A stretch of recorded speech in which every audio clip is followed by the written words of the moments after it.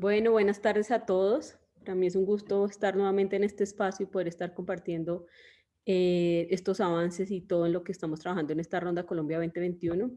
Como lo anunciamos el jueves pasado, en esta nos vamos a centrar en una sesión de preguntas y respuestas de los diferentes temas que hemos venido trabajando en los diferentes espacios. Vamos a tener como una presentación de guía en la cual vamos a estar planteando cada uno de los títulos o temas que trabajamos en ellas para que en ese mismo orden podamos ir recibiendo las preguntas que respecto de cada tema puedan surtir. Entonces, en ese sentido, pues les doy la bienvenida junto con los compañeros de la agencia que estamos hoy colaboradores atendiendo este espacio.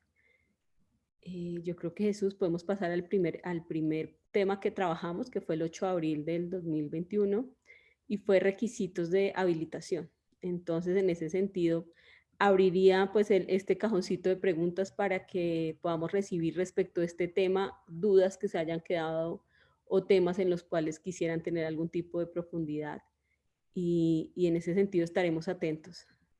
Demos unos minutos y si no, doctor Mantilla, sería bueno como un poco recordar de manera general qué fue lo que revisamos en esa sesión mientras damos espacio para que puedan hacernos preguntas. Si le parece, podemos iniciar con ese pequeño resumen.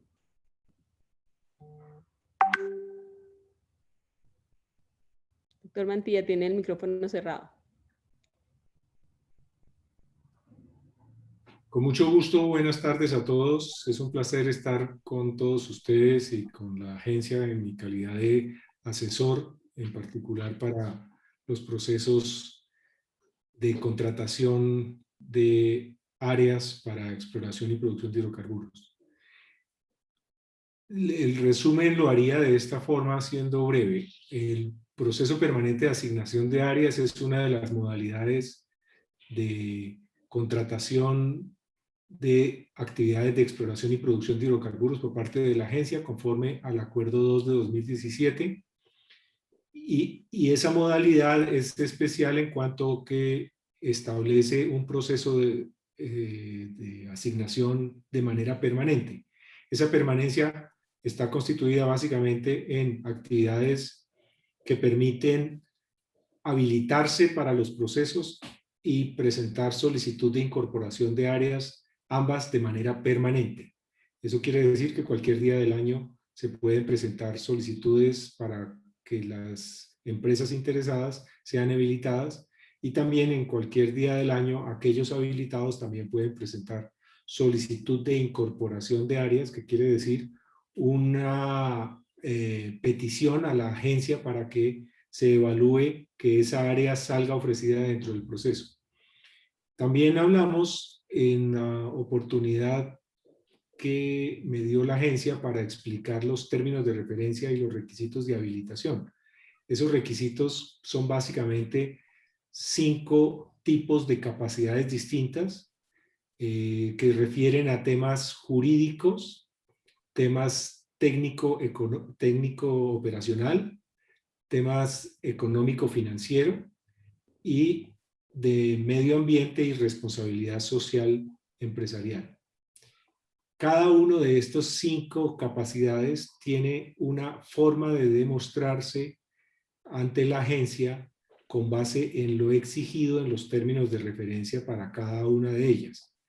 Entonces, los interesados deben consultar esos términos de referencia a fin de establecer si cumplen con los requisitos y presentarlos ante la agencia para que ésta haga su evaluación y los incorpore dentro de la lista de habilitados que sale conforme al cronograma que de cuando en cuando se va estableciendo por parte de la agencia con respecto a este proceso.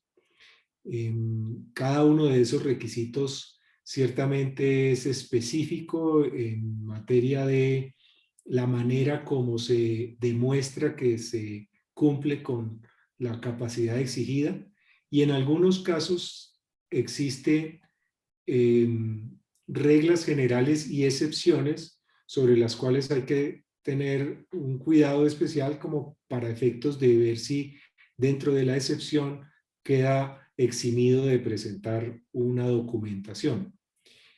Para el ciclo 4 se están exigiendo las mismas requisitos y las mismas capacidades que se han exigido para los ciclos 1, 2 y 3, y aquellos que ya fueron habilitados en el pasado y que hayan mantenido esa condición de habilitación, se les permite continuar en el proceso, no tienen que habilitarse nuevamente. Y aquellos que perdieron la condición de habilitados porque no presentaron la documentación el año pasado, por ejemplo, entonces tienen que volverse a habilitar.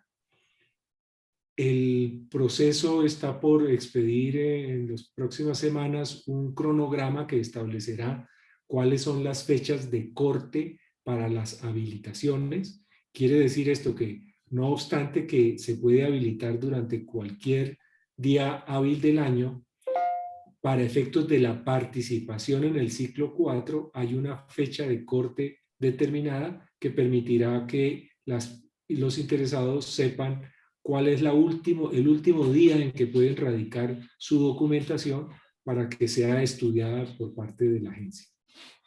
Y de igual forma, para las solicitudes de incorporación habrá una fecha de corte para que sepan aquellos habilitados cuál es el último día en que pueden presentar solicitudes de incorporación.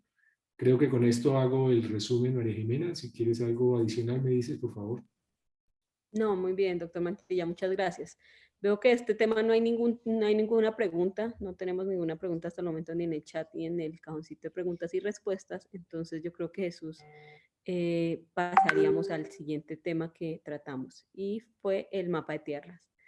En ese sentido, me gustaría dar la palabra a José Miguel, si le parece, como también para que hagamos el mismo ejercicio, un poco de resumen de qué es lo que hablamos en ese espacio y en ese sentido damos espacio también a que nos vayan haciendo preguntas sobre este tema.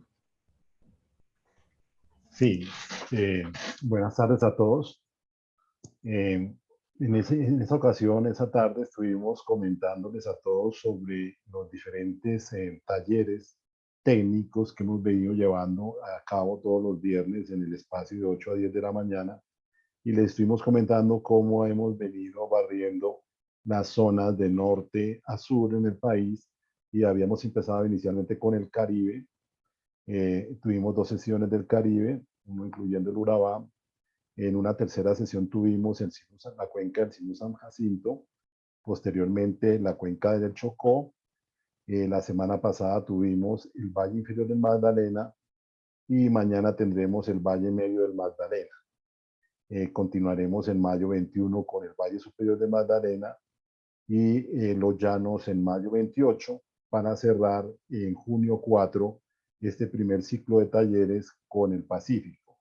Ese día estuvimos comentándoles en cada mega área, como la hemos denominado, este grupo de áreas en la misma cuenca, qué componentes tenían, qué líneas, qué cantidades sísmicas 2D y 3 tenían dentro de cada área, a qué distancia de los oleoductos o gasoductos se encontraban las áreas ilustradas. Igualmente les comentamos qué número de leads estaban en estas áreas, en estas mega áreas por cuenca. Igualmente les dimos un estimado de los potenciales volumen de recursos prospectivos presentes en cada una de las áreas. Posteriormente en la charla tuvimos la ilustración de lo que es el geovisor, que es un mapa que ustedes, que es una ayuda interactiva que ustedes tienen en la página web de la agencia, donde ustedes pueden, una vez escojan el área de interés o la cuenca de interés, ver la localización de las líneas sísmicas dentro de la mega área, los pozos existentes, los oleoductos, gasoductos, carreteras existentes, toda la infraestructura. Básicamente una gran ayuda para que ustedes vayan a consultar lo que sea de su interés. ¿Qué les podríamos comentar adicionalmente? Que esto completaría un primer ciclo que, como les comenté, terminaría en junio 4, y continuamos con un segundo ciclo que ya viene a mirar la segunda parte de nuestro interés en esta ronda, en este esfuerzo exploratorio para el país. Y es promover que ustedes lleguen a las zonas a incorporar, a nominar áreas en zonas grises, en áreas libres. En ese esfuerzo, nosotros estamos iniciando la semana siguiente, de junio 4, estaríamos iniciando el ciclo 2 de conferencias, donde vamos a abarcar igualmente cuenca por cuenca en cada semana. Y estas cuencas son más que todo fronteras o emergentes, y son cuencas en los cuales la agencia en el semestre pasado, en el segundo semestre del 2020, realizó lo que denominamos de sus estudios de corredores prospectivos. Es una gran compilación, una gran integración de toda la sísmica y pozos de información geológica existente que nos llevan a realmente a sacar un modelo de carga y migración, de migración y carga que ustedes pueden evaluar y sobre el mapa gris determinar cuáles son las zonas más promisorias, más prospectivas en cada una de esas cuencas. Este segundo ciclo iniciará, como les dije, posterior a junio 4, serán 8 sesiones también, estaremos cubriendo en su orden. Les voy a comentar para que estemos todos muy atentos a ese segundo ciclo cuyo objetivo es promover las áreas de grises libres, y estaríamos arrancando básicamente con Cauca Patía, Caguán, estaremos también mirando el Putumayo, mirando el Catatumbo, la Cordillera Oriental, la Guajira onshore y la Guajira offshore. En principio, el Cesar Ranchería. Será una gran oportunidad para que ustedes miren estos estudios de corredores prospectivos y se animen realmente a mirar las oportunidades y a nominar áreas en zonas grises. Bueno, yo quiero recalcar que no olviden que tenemos la página web, que en la página web tenemos todas las presentaciones que se han dado semana por semana, tanto en la parte de texto como en la parte de la grabación. ¿Sí? Entonces ustedes pueden reproducir esto o bajarlo cuando quieran y consultarlo. Ahora, para las compañías que están habilitadas, tenemos entonces ya un acceso al data room presencial si lo desean, o pueden mirar, pues, básicamente pueden mirar la información más en detalle. Nosotros hemos preparado una serie de talleres para darle las indicaciones de cómo ingresar al data room, y vamos a estar haciendo uno en los próximos días, una repetición del mismo en los próximos días, ya que vimos que algunas compañías tal vez no se enteraron del primer taller que fue efectuado esta semana. Pero en este taller les vamos a contar cómo accesan la información, cómo accesan los proyectos, sobre todo los productos Petrel. Bueno, todo este grupo de la agencia los va a guiar en ese propósito. Entonces, los invitamos a visitar nuestra web, ver la información que ya les he descrito. Yo creo que básicamente eso es el preámbulo, doctora María. Muchas gracias, José Miguel. Efectivamente, ya tenemos una pregunta, es de un tema relacionado con la primera charla del doctor Mantilla. Tenemos dos realmente, pero creo que se pueden agrupar en una. Y es las sociedades que ya se encuentran habilitadas, doctor Mantilla, para participar en la ronda 2021. ¿Qué información deberán actualizar?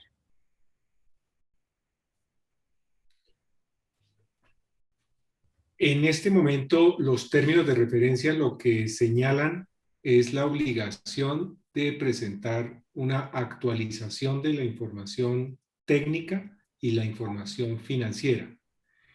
Esa información financiera se refiere a los estados financieros a 2020, debidamente auditados, que conforme a lo que hoy dicen los términos de referencia, habría lugar a presentarlos obviamente cuando la empresa los haya adoptado, aprobado, y con las auditorías, con las verificaciones y certificaciones que corresponden.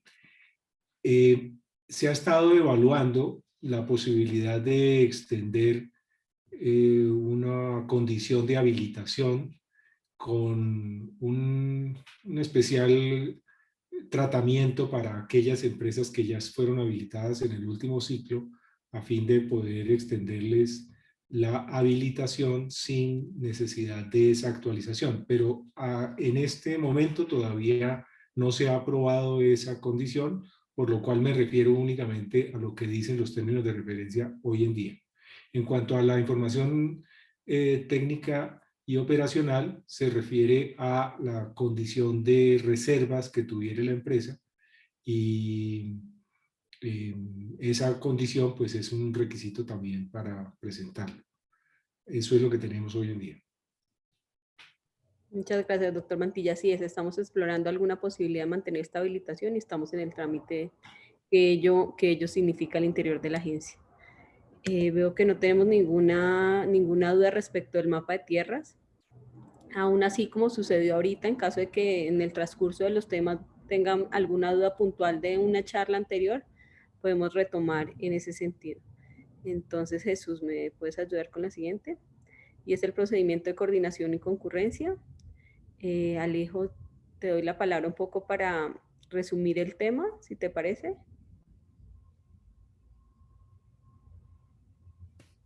Por supuesto, gracias María Jimena.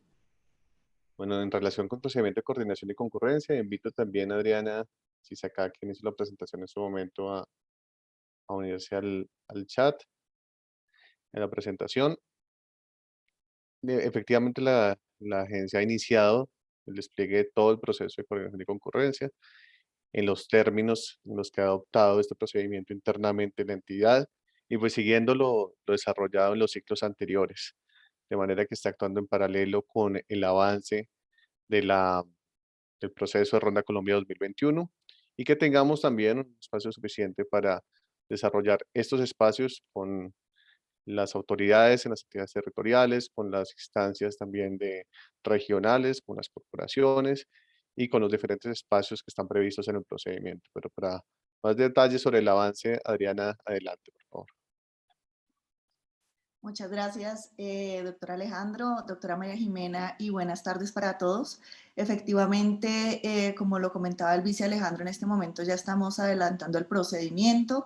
En la sesión del 22 de abril nosotros les comentamos básicamente en qué consistía ese procedimiento, el paso a paso, y cómo desde la Agencia Nacional de Hidrocarburos lo tenemos incorporado en el sistema de gestión de calidad, gracias a lo derivado de la sentencia de SU 095-2018, en donde nos obliga a tener este procedimiento para la adjudicación de áreas. De las 137 reuniones que les comentamos en ese momento que debíamos realizar con las entidades territoriales, gobernaciones y corporaciones autónomas regionales, hoy en día ya tenemos 16 de estas reuniones. Ya agotamos todos los 5 primeros pasos, como les decíamos, que era básicamente la contextualización técnica de las áreas, en la posterior divulgación a la Gerencia de Seguridad, Comunidades y Medio Ambiente, que hace parte de la Vicepresidencia de Hidrocarburos, para poder definir cuáles eran esos municipios, esas corporaciones y esas gobernaciones, y asimismo, posteriormente poder enviar todos los oficios y realizar todas las salidas gráficas con la Vicepresidencia Técnica para que le comentáramos a cada uno de los municipios, gobernaciones y hay corporaciones cuáles iban a ser esas posibles áreas que iban a entrar con una expectativa en su territorio. Entonces estos pasos ya se agotaron y ya el posterior paso era empezar a realizar las reuniones con estas autoridades. Como les decía, ya llevamos 16 reuniones y todas las oficios de solicitud de información a las entidades de carácter nacional que de alguna forma regulan nuestro proceso de exploración y producción de hidrocarburos también ya fueron enviadas. Estamos esperando ya que cada una de estas autoridades nos remitan la información para empezar a diseñar y elaborar esas fichas socioambientales que se van a nutrir precisamente con esta información que nos empieza a llegar de todas las entidades. Si tenemos alguna pregunta puntual, pues con todo gusto estamos prestos a contestar. Muchas gracias, Adriana. María Jimena, en el cajón de preguntas y respuestas está una pregunta sobre condiciones de habilitación. Sí, la estaba revisando, sí, doctor Mantilla. ¿La puede revisar? ¿O Alejo, la puedes leer igual también? Ya la estaba abriendo acá.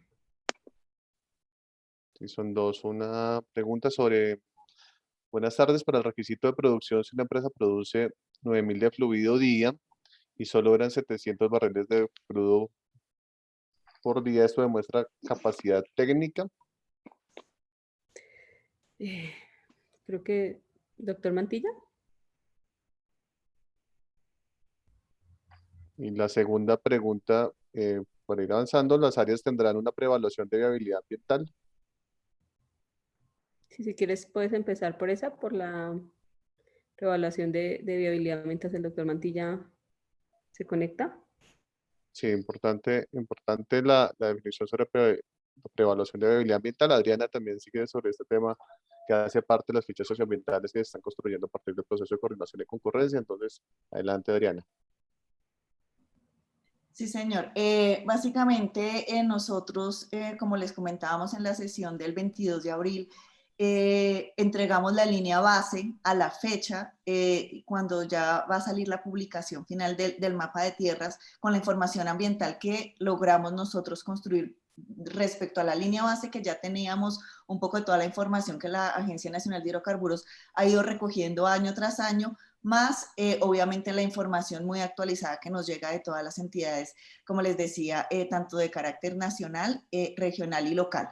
Esta información se plasma en las fichas socioambientales. Nosotros ese día les hicimos una explicación exacta de lo que tenía cada una de los ítems o cada uno de los parámetros que nosotros evaluamos para que la ficha quede lo más completa posible. Esta información hace parte de los data room y es de consulta para que las compañías con esta información que nosotros entregamos puedan tomar una decisión un poco más acertada respecto a las condiciones sociales y ambientales de las áreas y así tener clara esa línea base a la fecha de corte que nosotros entregamos con toda esta actualización que, como les mostrábamos ese día, es bastante robusta. No sé si con eso contesto la pregunta o tienen alguna otra cosa puntual respecto a esta solicitud. No, yo creo que así está bien, Adri. Y hay otra pregunta sobre si las áreas tendrán una preevaluación no, perdón, si tenemos un inventario de presencia de comunidades en las áreas de interés. ¿Cómo evidenciamos esto? Sí, nosotros tenemos constante intercambio de información con el Ministerio de Interior. Es una de las entidades con las que más trabajamos en esa articulación. Conocemos el mapa de territorios indígenas, afro y ron, que nosotros también de alguna forma servimos de puente para la actualización de esa información. Entonces, a la fecha y dentro de las fichas socioambientales también se hace la caracterización de todas estas comunidades y quedan un poco ya a disposición, obviamente, ya si se llega a firmar el contrato y se define el proyecto específico que entraría a desarrollarse en ese contrato, ya obviamente en potestad del Ministerio de Interior, si hay necesidad o no de hacer el proceso de consulta previa. Pero nosotros dentro de las fichas socioambientales sí hacemos ese mapeo. Adicionalmente, como les decíamos también en la sesión pasada, les damos todo un récord de los posibles pleitos o posibles solicitudes más bien que hay de restituciones de tierras y ampliaciones de resguardos para que los tengan totalmente mapeados a la hora de tomar pues, las decisiones sobre las áreas. Listo, Adri, muchas gracias. Doctor Mantilla, tenemos una pregunta respecto de la capacidad técnica, sí. Sí, ya la leí. La respuesta es la siguiente. Hay que tener en cuenta que para este ciclo 4 van a ser ofrecidas áreas tanto en tierra como en el mar. Y esto hace la diferente condición de habilitación para los que aspiren a uno u otra área, otro tipo de área. Entonces, refiriéndose a tierra, tanto para contratos de exploración con opción de producción como contratos de evaluación técnica TEA, se deben cumplir dos requisitos. Tener 2 millones de barriles de reservas, barriles equivalentes de petróleo como reservas, y además debe cumplirse con 1.000 barriles equivalentes de producción diaria en los últimos 2 años. Esa es la condición para quienes aspiren a ser adjudicatarios de un área en tierra. Para quienes aspiren a ser adjudicatarios, ya sea de un contrato de evaluación técnica o de exploración con opción de producción en costa afuera, los requisitos son los siguientes: 50 millones de barriles de reservas y 20.000 barriles de producción diaria en los últimos 2 años, para demostrar ambas condiciones que se tiene con esa capacidad técnica operacional. Doctor Mantilla, en ese mismo sentido, Ricardo Arango nos pregunta lo mismo, nos está hablando de los 5 años, los 2 años que se debe tener la producción. Dice, si la compañía lleva menos de 3 años en el país y por bajos costos tuvo que cerrar los pozos por un periodo, ¿cómo influye esto para demostrar la capacidad de producción? Por ahora, lo que los términos de referencia señalan, que es lo mismo que establece el reglamento, es esa condición. Son 2 años que se hayan mantenido ese tipo de producción en los últimos 5 años. No hay una excepción, entonces no podría por ahora referirme a una condición distinta, porque tanto el reglamento como los términos de referencia lo exigen de esa forma. Listo. Mayra nos pregunta que si ya tenemos el cronograma. No, Mayra, todavía no se ha expedido oficialmente el cronograma. Estamos realmente trabajando en todos estos documentos que son como la esencia del proceso para poder próximamente, no esperamos más de 2 semanas, ya tener el cronograma publicado y definido. Tenemos, si se puede solicitar incorporación de áreas para contrato bajo la modalidad de TEAS. Nos preguntan también, no sé si Miguel o... Miguel. Sí, total. Tenemos la posibilidad de TEA, la tenemos actualmente en un bloque en el Golfo de Urabá, 3 áreas en Chocó onshore y 4 en el Pacífico, incluyendo las cuencas del Chocó y Tumaco.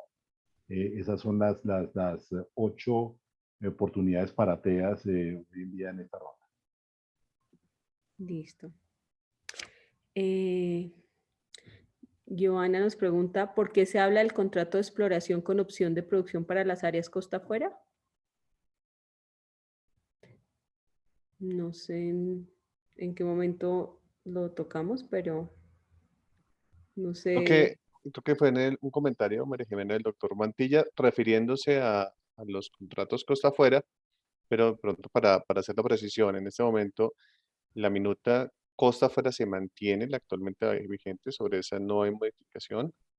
Y el concepto de contrato de exploración con opción de producción es precisamente uno de los puntos en los que hemos revisado la actual minuta publicada para exploración y evaluación, considerada en principio, está considerada para actividades continentales, en bloques continentales, no para costa afuera.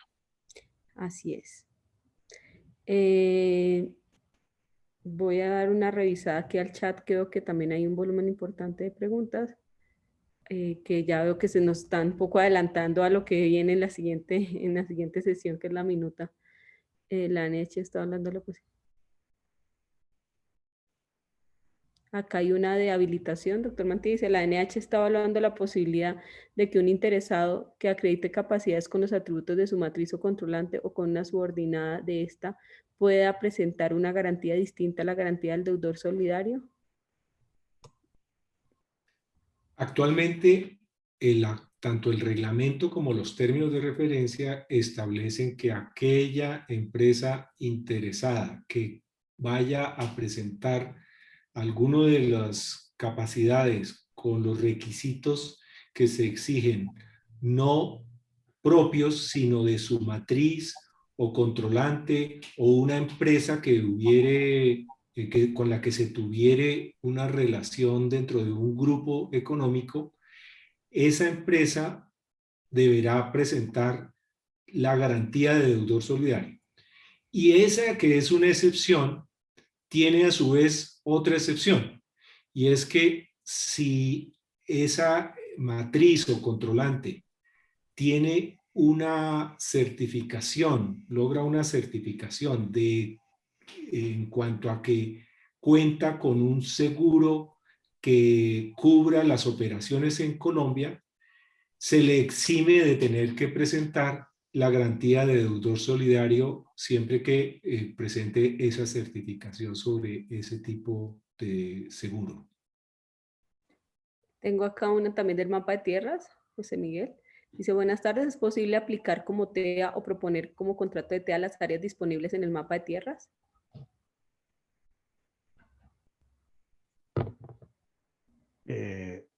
Bueno, no sé si de pronto el doctor Mantilla nos ayuda en ese pedacito, porque yo tenía entendido que sí, pero si me puede reconfirmar eso. Y la pregunta es sobre el mapa de tierras, pero no capté cuál era el... Áreas disponibles, que si las empresas pueden proponer TEA sobre áreas disponibles de la agencia.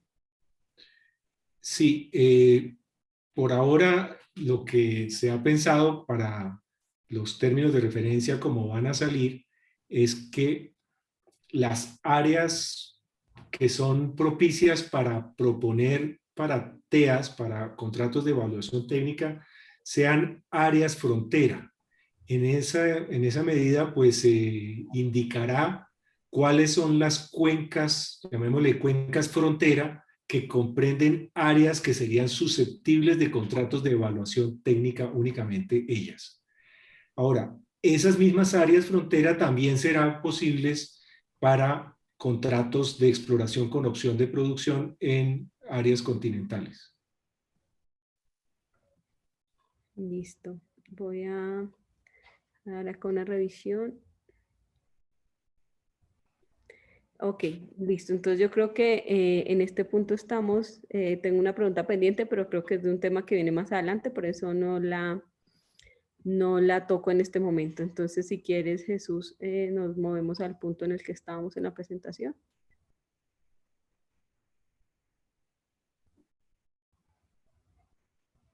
Listo, entonces creo que no tenemos más preguntas de este procedimiento, entonces podemos pasar a la siguiente.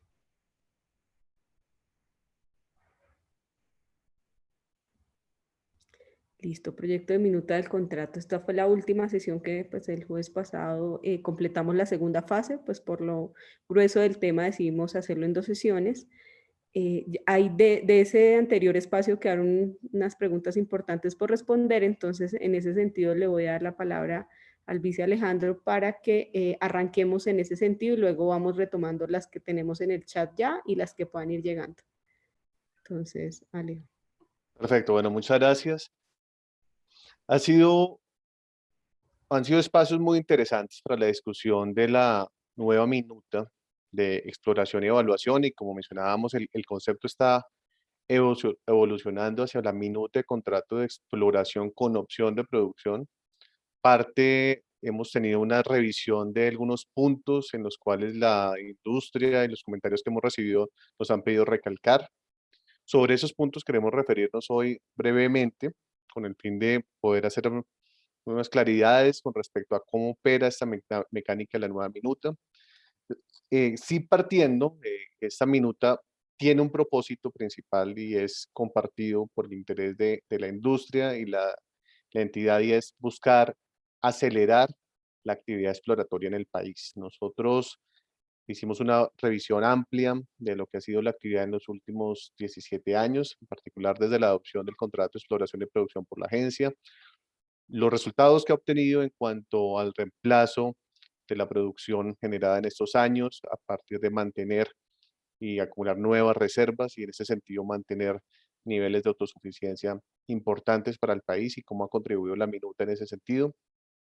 Y también revisar hacia dónde puede avanzar con el propósito de buscar, en particular, incrementar reservas y lograr aumentos de producción a partir de la perforación exploratoria. Hemos planteado que la minuta está orientada precisamente a ese objetivo, y como tal hemos establecido dentro de la minuta unos incentivos para la perforación exploratoria. ¿Qué es lo más novedoso? Y lo están planteando en algunas de las preguntas, y vamos a comenzar a retomar las de pasadas sesiones. Primero, una libertad amplia en la definición del programa exploratorio por parte de los contratistas en la medida en que no se establece un programa mínimo exploratorio.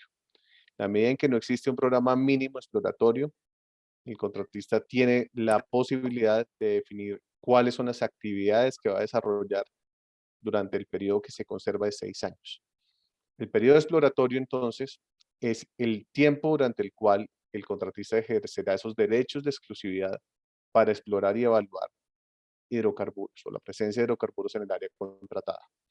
¿Cuáles han sido las preguntas principales si quisiéramos hacer ese recuento en los próximos minutos? Primera, un elemento nuevo incluido en la minuta es el valor económico de exclusividad y es un pago por el derecho a permanecer en este ejercicio de exploración y evaluación durante ese término de 6 años inicialmente previsto. Un pago que realiza el contratista a favor de la ANH y que es la base, esos recursos son la base para establecer ese esquema de incentivos a la perforación exploratoria. El valor económico de exclusividad se incorpora dentro de la minuta, pero como lo explicamos en la sesión anterior, su regulación hace parte de los términos de referencia en la medida en que es un criterio de adjudicación primario. ¿Cómo funciona y cómo se ha determinado? Ha sido una de las preguntas más recurrentes en la sesión anterior y en la primera sobre la minuta nueva. Otra pregunta, y ya vuelvo sobre el valor económico de exclusividad, ha sido respecto del inicio del periodo exploratorio. En particular, la no inclusión de la fase preliminar o fase cero para el desarrollo de la actividad, por ejemplo, de consulta previa, por ejemplo, el inicio de actividades de licenciamiento ambiental. Otra pregunta recurrente, la retomo también en esta misma línea, ha sido respecto de las garantías. Y finalmente, el paso a la producción. Tal vez si recogemos todas estas preguntas, han sido los puntos principales. Volviendo entonces al valor económico de exclusividad. Ese valor económico se determina a partir del equivalente de mínimo un pozo exploratorio. Y este criterio de adjudicación primario, cuando las compañías se presenten sus ofertas durante el mecanismo de subasta para la adjudicación de áreas, será el factor con el cual la ANH evaluará las ofertas como criterio principal o primario. ¿Cómo se establece? El equivalente a un pozo exploratorio, determinado actualmente por el artículo 33 del Acuerdo 02 de 2017.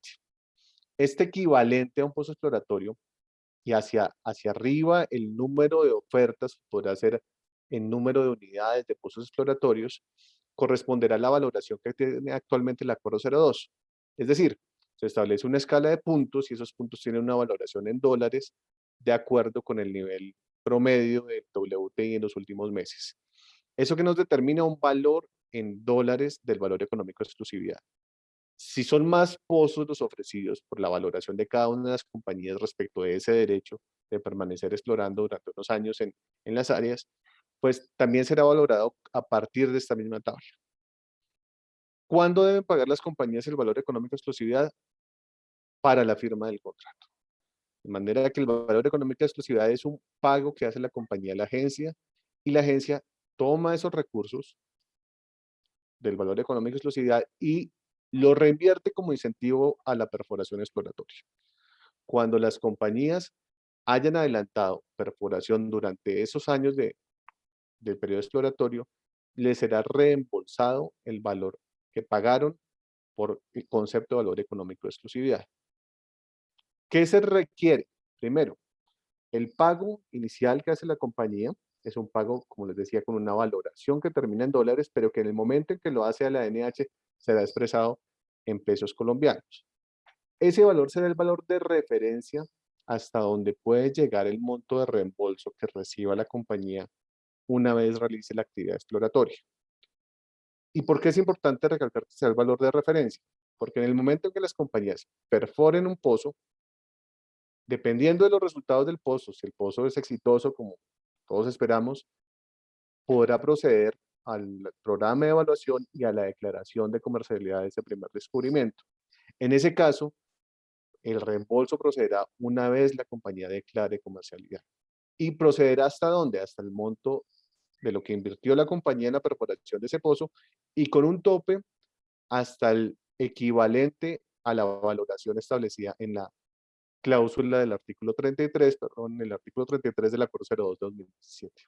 Ese, por lo tanto, es de referencia tanto de cuantificación en el momento de la valoración del pago del valor económico de exclusividad, como en el momento de reembolso. Pero el referente también es importante en cuanto a que el monto pagado en su equivalente en pesos será el tope hasta el cual la compañía podrá recibir reembolsos. Por ejemplo, en caso de que la inversión que realizó la compañía en un pozo exploratorio resulte inferior al que había pagado por el equivalente a un pozo, le será reembolsado hasta el monto invertido, lo cual no impide que la compañía en una nueva perforación pueda continuar aplicando por el reembolso del valor económico de exclusividad. Enseguida, si el pozo no tiene buenos resultados, si es abandonado, una vez la compañía abandona el pozo, recibirá el reembolso por parte de la ANH. ¿Qué pasa? Y esa era una de las preguntas que habíamos recibido en la sesión anterior, en caso de que la compañía haya ofertado, en su oferta haya considerado el valor económico de exclusividad como el equivalente a 2 pozos exploratorios, y que en el momento de la ejecución sus inversiones sean más altas y se agote todo el valor económico de exclusividad de los 2 pozos en uno solo. Ahí aplica la tabla del artículo 33, y es que existe un monto definido hasta el cual puede valorarse cada uno de los pozos, de manera que se reembolsará hasta el monto establecido en el artículo 33.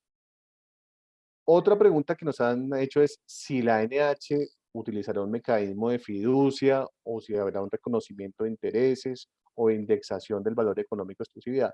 La respuesta es un pago, de manera que no queda dentro del patrimonio de las compañías, sino corresponde a dependerá del manejo contable de cada una de las compañías, si se corresponderá a un gasto o una inversión que realice en el momento de entrar a suscribir el contrato. Por lo tanto, es un pago y posteriormente el reembolso será un ingreso para las compañías, de manera que tanto el gasto o pago que realizaron al inicio de la actividad como el reembolso que recibirán tendrá un efecto tributario para las compañías que será asumido por las compañías. En el caso del gasto, pues corresponderá como un gasto el manejo tributario que las compañías hagan al respecto, y lo mismo en el caso de que se cause el ingreso como reembolso de la actividad realizada.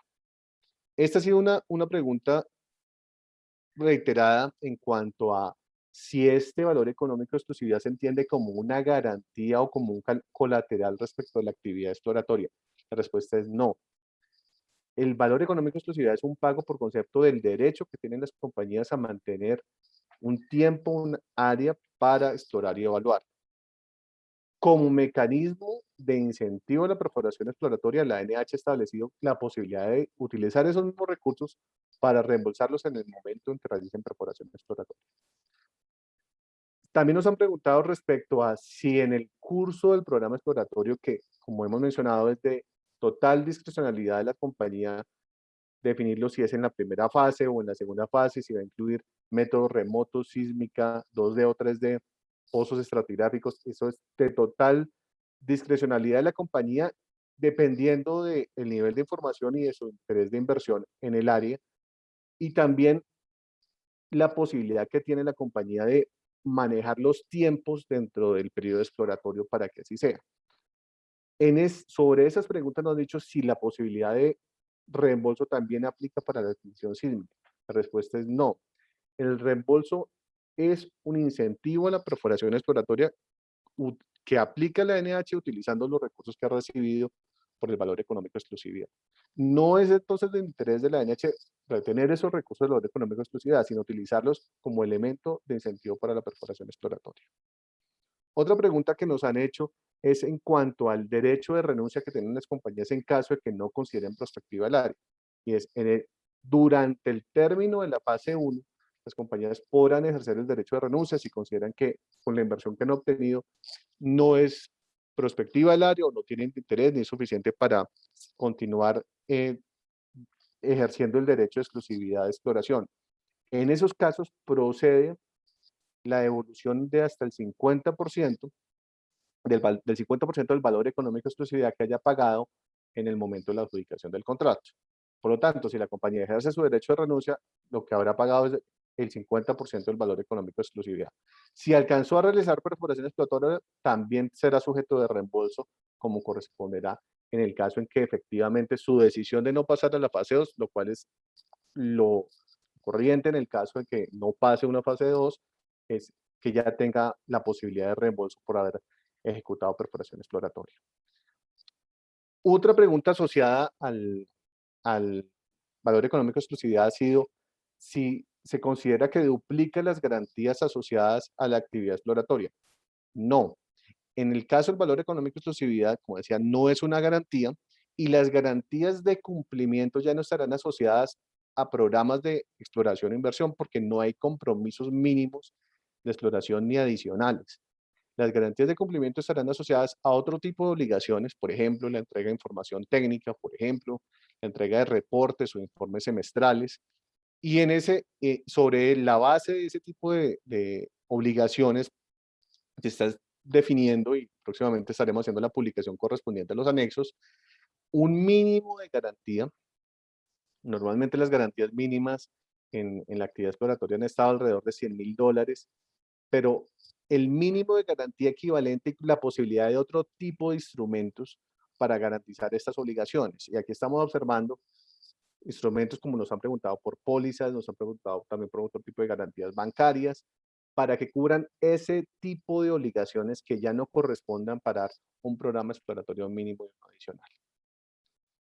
En cuanto a la no inclusión de una fase preliminar o fase 0, aquí estamos volviendo a un esquema muy similar al que operó hasta en los primeros minutos del contrato de AMPI, donde dentro del periodo exploratorio estaba previsto el inicio de las consultas previas, el inicio de los procesos de licenciamiento ambiental, uno con el objetivo de iniciar muy rápido estos procesos de consulta y los de licenciamiento, buscando también el incentivo hacia la actividad de perforación exploratoria.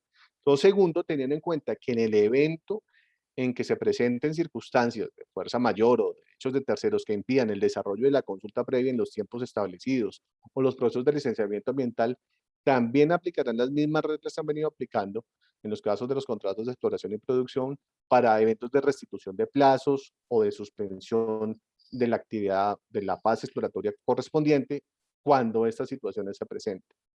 Y frente a una pregunta asociada que también estuvo en la sesión anterior y la reiteraron hoy, la NH no está pensando en un modelo como el mexicano de hacer una consulta previa, entregar áreas previamente consultadas. No, el esquema se sigue manteniendo en el sentido de que la compañía es la encargada de solicitar a partir, sí, de la información, como lo estaba explicando Adriana, de las fichas socioambientales, la verificación de la presencia de comunidades y como está actualmente operando con el Ministerio del Interior. Eso sí, la NH está desarrollando todo el proceso de articulación con las instituciones a través de convenios, por ejemplo, con el Ministerio del Interior, para buscar coordinación y que efectivamente se puedan realizar tanto las actividades de consulta como el licenciamiento de una forma lo más expedita posible dentro de las posibilidades y también a través de espacios como los del Acuerdo Gobierno-Industria para que así pueda desarrollarse.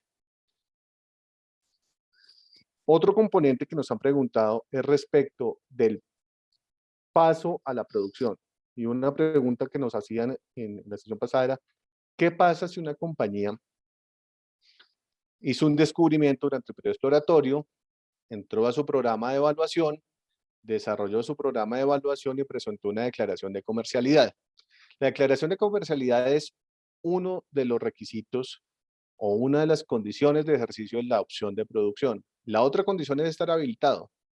Hemos aclarado que para efectos de la Ronda Colombia 2021, la habilitación desde el inicio es para explorar y producir. Por lo tanto, quien se habilita en este proceso durante el ciclo cuarto para explorar y producir, como actualmente son los requisitos previstos en el proceso permanente de asignación de áreas, quedará habilitada y ya tendrá esa condición de ejercicio de la opción de producción.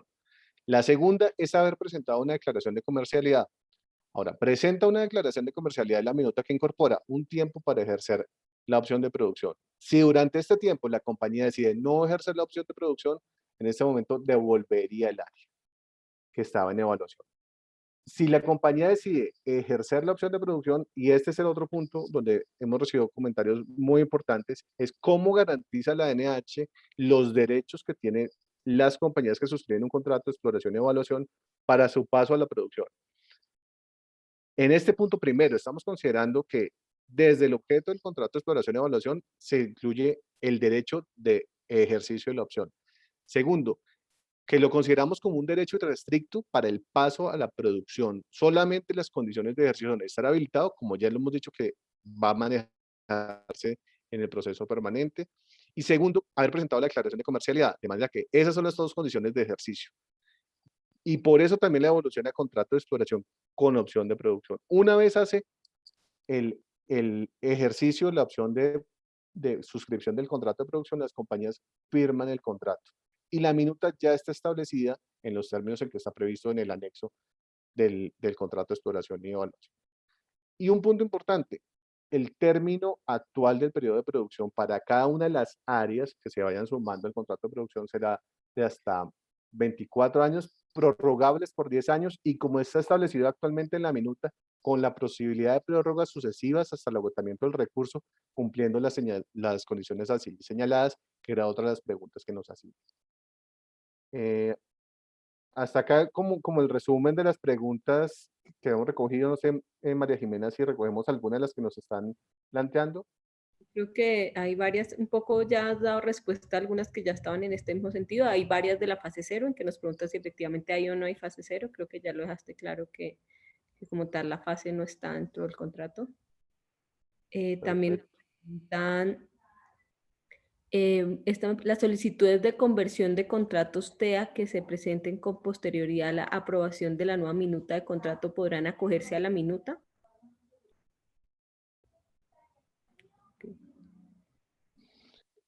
Pero si son contratos suscritos actualmente, tenemos contrato. Ese es el ejercicio el derecho que está establecido actualmente en los contratos es para suscripción de un contrato IAMPI.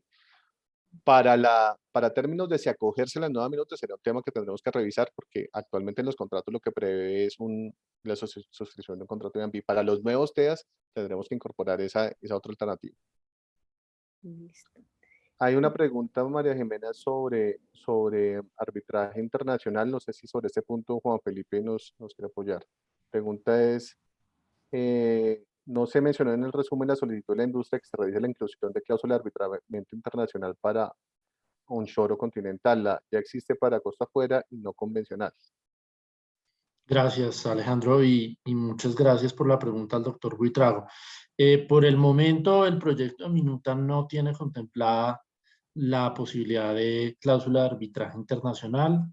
Vamos a mantener por el momento las condiciones que están establecidas en el IAMPI continental, pero bienvenidos los comentarios y las propuestas que todavía está el término abierto para que hagan comentarios y sugerencias sobre lo que quisieran modificar o mejorar en el proyecto de Minuta. Hay una de Laura Martínez Alejos, ¿la puedes ver? Que habla respecto del valor ejecutado frente al... Sí, gracias Laura por la pregunta, porque si no las había incluido en la sesión pasada en el chat, y es en este caso no tenemos compromisos mínimos de inversión ni obligatorios de inversión en actividad. De manera que no, la aplicación de traslados de inversión ya no aplica en esta minuta, porque lo que se ha pagado es un valor económico de exclusividad por el área en la cual está la compañía. Diferentes serán casos en los cuales la compañía no pueda desarrollar el objeto contractual por hechos o circunstancias fuera de su órbita de control, lo cual tendrá que entrarse a analizar como se analiza actualmente en el contrato de IAMPI. Pero en este caso no habría traslados de inversión porque no hay compromisos de inversión. Tenemos otra acá de Juan David Martínez. Si una empresa quiere adelantar actividad exploratoria pasados los 6 años de exploración, ¿tiene que solicitar prórroga y pagar el valor correspondiente? Correcto, sí, Juan David, esto lo presentamos en el esquema de la sesión pasada.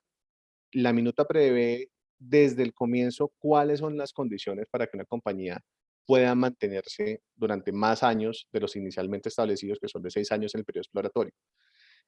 Ya no existe en esta minuta el programa exploratorio posterior. pero la compañía sí tienes una serie de opciones de prórrogas sucesivas. Como pregunta Juan David, en el caso de la primera prórroga se efectúa un pago por el 1.5 por el valor económico de exclusividad. La compañía puede permanecer en el área, devolviendo el 50% del área en exploración remanente, descontando, eso sí, las áreas que se encuentran en evaluación y producción, y tendrá, a su vez, pasados esos hasta 24 meses, la opción de prórrogas sucesivas hasta el momento en que sea de su interés mantener área exploratoria. Ahí voy a resumir 3 preguntas respecto al valor exclusivo y es, si hemos pensado en otro mecanismo distinto a este sistema para presionar o llevar el tema de cumplimiento de compromisos de exploración, si le hemos hecho algún análisis tributario a y el pago, que si este pago es opcional o es obligatorio. Sí, el pago es obligatorio porque ese es el criterio de adjudicación. De manera que las compañías, en el momento en que presentan una oferta a la ANH en el mecanismo de subasta, se obligan a cumplir con el requisito de adjudicación, que en este caso es el factor primario, que es el valor económico de exclusividad. Existe el factor secundario, que es el X de participación. La posibilidad entonces, hacia adelante, tenemos la posibilidad de que la compañía, a partir del pago del valor económico de exclusividad, tenga y sea adjudicatario de un reembolso por la perforación de pozos exploratorios. Así, sobre eso ya contesto las 2 preguntas, María Jimena. Exactamente, listo. ¿Los costos asociados al tema social y ambiental para la perforación de pozos exploratorios están contemplados para el reembolso? No. Los costos son los que corresponden a la tabla del artículo 33 del acuerdo 02 y son los costos que se han manejado siempre para efectos de perforación exploratoria. Sobre eso no existe cambio. Acá hay uno de habilitación, dice, las habilitaciones son anuales. La entrada en producción de un campo comercial puede ser en el tercer año de la firma del contrato. Entiendo que como participo, la habilitación estaría garantizada. Creería que es para hablar de exploración a producción. Explotación, perdón. Javier José Moreno. Las habilitaciones son, en este caso, con la habilitación, si la compañía, como estamos pensándolo para este primer ejercicio en la Ronda Colombia 2021, si la compañía queda habilitada con los requisitos actualmente establecidos, está siendo habilitada para exploración y producción, de manera que desde el inicio se encuentra habilitada, no siendo necesaria una revalidación en el momento de hacer el ejercicio de la opción. Ok, está empezando a colocar un tiempo entre la declaratoria de comercialidad y la suscripción del contrato para optimizar el tiempo de gestión y respuesta. Sí, el tiempo hay un tiempo de 3 meses previsto entre la declaración de comercialidad y el ejercicio de la opción, en el cual se está abriendo para que las compañías tomen la decisión de ejercerlo. Igual, entre más pronto, pues también la ANH responderá más pronto al ejercicio de la opción. Yo creo que esta pregunta lo han hecho varias veces, Juan Diego no la vuelve a hacer, y es cuál es la razón para dividir el contrato IAMPI en 2 contratos y por qué no conservar la garantía de cumplimiento para amparar las actividades y qué garantías se pedirían durante la exploración. Pólizas, creo que eso ya un poco lo tocaste, pero creo que son 3 puntos claros que es importante dejar. Sí, bueno, comienzo por la última pregunta, es en relación con las garantías, la opción de tener garantías de cumplimiento no asociadas a un cumplimiento de compromiso exploratorio. Estamos revisando precisamente la opción de pólizas o garantías a primer requerimiento, así está abierto. Juan Diego, lo mismo, en la medida en que el valor económico de exclusividad no es una garantía, estamos hablando del pago por un derecho de exploración y evaluación, y con una valoración que no depende de la actividad que vaya a desarrollar la compañía en el bloque. La adopción de su actividad de programa exploratorio no está asociado al valor económico de exclusividad que pague. La valoración, y lo hemos puesto en términos de número de pozos por el incentivo a la perforación exploratoria, pero esa valoración es independiente de la cantidad de actividad. La compañía puede haber ofertado el equivalente a un pozo exploratorio, pero diseñar un programa exploratorio que incorpore 3 pozos exploratorios y adquisición sísmica. Entonces, no hay asociación en cuanto a garantía y valor económico de exclusividad. Y el ejercicio de la opción de dividir en 2 contratos precisamente es para enfocar el esfuerzo en actividad exploratoria, particularmente perforación. una pregunta que hace también luego Leonardo Niño es sobre la valoración del valor económico de exclusividad. ¿Se paga en pesos a la ANH con la misma regla que hemos aplicado para derechos económicos, es con la tasa de cambio del día del pago, y queda verificado en pesos colombianos? Es decir, ese será el monto de referencia en pesos colombianos hasta el cual procederá el reembolso. María Jimena, estamos, creo que en el tiempo, Al y siguen tiempo, varias preguntas. la tarde, creo que nunca es del todo suficiente el espacio. Igual estamos trabajando en unos talleres adicionales en los cuales también a través de la ACP se pueden seguir llevando y trayendo temas importantes para seguir evaluando de este tema. Creo que fue una sesión muy importante donde nosotros cada vez tenemos también más claridad de lo que ustedes están viendo y cómo lo están viendo, y nosotros nos seguimos esforzando en ser muy claros y realmente poder avanzar en esta Ronda Colombia 2021. Finalmente, quiero invitarlos al Zoomcast del próximo jueves, en el cual vamos a dar un giro un poco, vamos a salir un poco de la minuta, por lo mismo, porque estamos haciendo unos talleres y creemos que en esos espacios se puede seguir trabajando, y nos vamos a enfocar en las ventajas que tenemos dentro de esta Ronda Colombia 2021. Una de estas traídas e implementadas en la tercera ronda, que fue la implementación de blockchain, una herramienta tecnológica que nos permite dar trazabilidad y tranquilidad de los dos lados, tanto para la agencia como para las empresas. Entonces los invitamos a que conozcan qué hicimos en este tercer ciclo y cómo vamos a mejorar el proceso dentro del cuarto ciclo, para que evaluemos cómo hacer la forma de presentar las propuestas en esta Ronda Colombia 2021. Entonces, en ese sentido, pues cerramos dándole las gracias a mis compañeros por acompañarme en este espacio y a todos los que participaron. Muchas gracias. Muchas gracias, buenas tardes. Muchas gracias. Gracias, que estén muy bien. Gracias. Hasta luego a todos.